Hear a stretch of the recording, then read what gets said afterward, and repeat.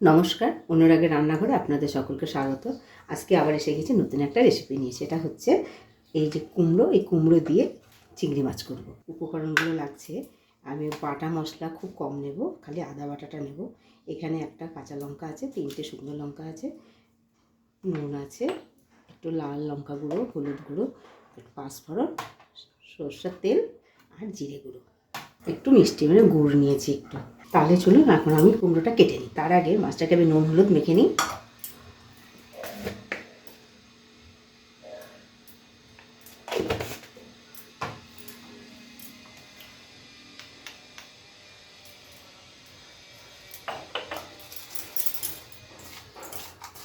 আমি চিংড়ি মাছটাকে নুন হলুদ মেখে নিলাম। এখন আমি কুমড়োটা কেটে নেব।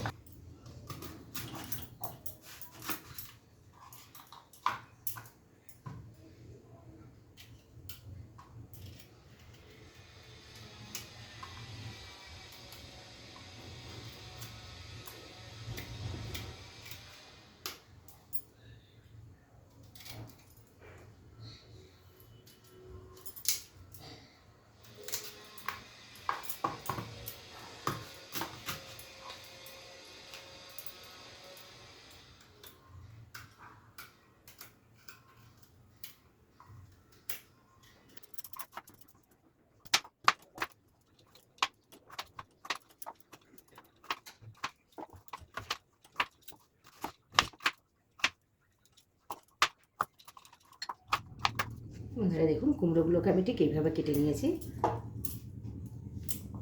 বন্ধুরা দেখুন, কুমড়োটা আমার কাটা হয়ে গেছে। এখন আমি কুমড়োটাকে ধুয়ে নেব। আমার কুমড়োটা কাটা হয়ে গেছে। মাছটাকেও আমি নুন হলুদ মেখে নিয়েছি। এখন চলুন গ্যাসের কাছে আমরা গিয়ে রান্না করি। কেমন করে রান্না করব সেটা দেখবেন। কড়াই আমার গরম হয়ে গেছে। এখন আমি সরষের তেল দিলাম।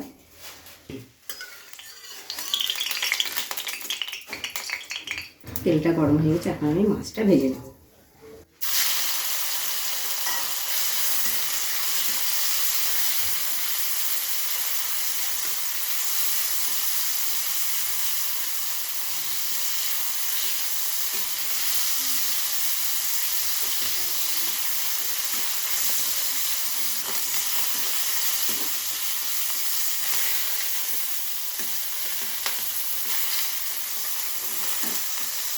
মাছটা ভালোভাবে ভাজা হয়ে গেছে।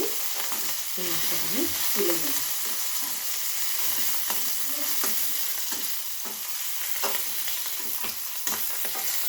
ওই তেলে আমি আর খানিকটা তেল দেবো। পাঁচফোড়ন দিলাম,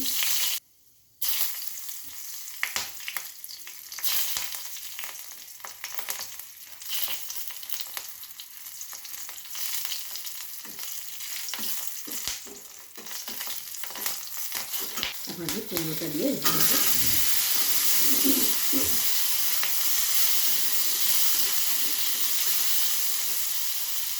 চিংড়ি মাছ দিয়ে এই কুমড়ো রান্না করলে খুব ভালো লাগে খেতে। দেখবেন আর অন্য কোনো তরকারি করবে না, ভাত খাওয়ার সময়।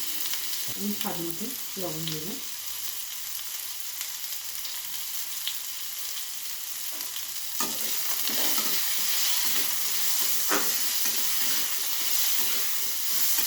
দেখুন বন্ধুরা, কুমড়োটা আমার খুব ভালোভাবে ভাজা হয়ে গেছে।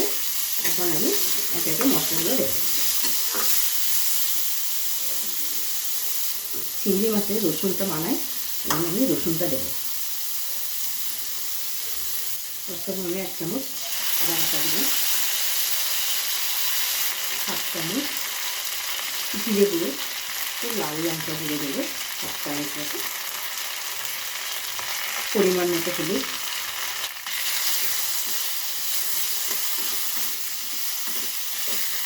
সামান্য জল দেবো।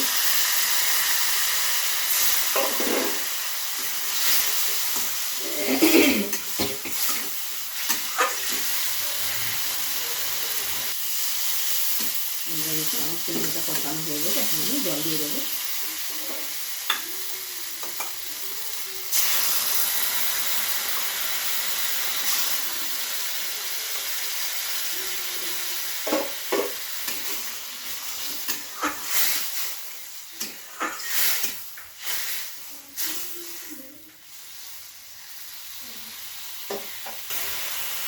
কুমড়োটা সেদ্ধ হওয়ার মতো একটু জল দিলাম। এখন আমি কিছুক্ষণ ঢেকে রাখবো।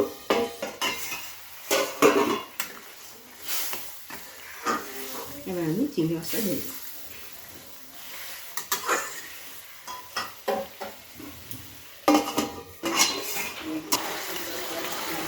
দেখুন বন্ধুরা, আমার কুমড়ো চিংড়ি কত সুন্দর হয়েছে, কত সুন্দর হয়েছে আমার চিংড়ি কুমড়ো। এখন আমি গ্যাসটা বন্ধ করে দিলাম।